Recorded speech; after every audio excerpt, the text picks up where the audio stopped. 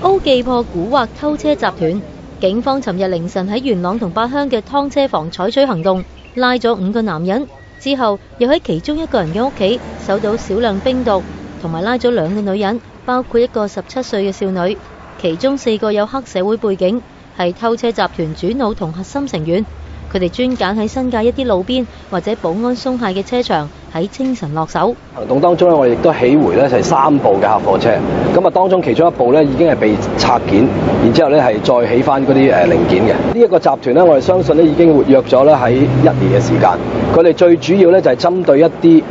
車齡比較舊嘅一啲客貨車。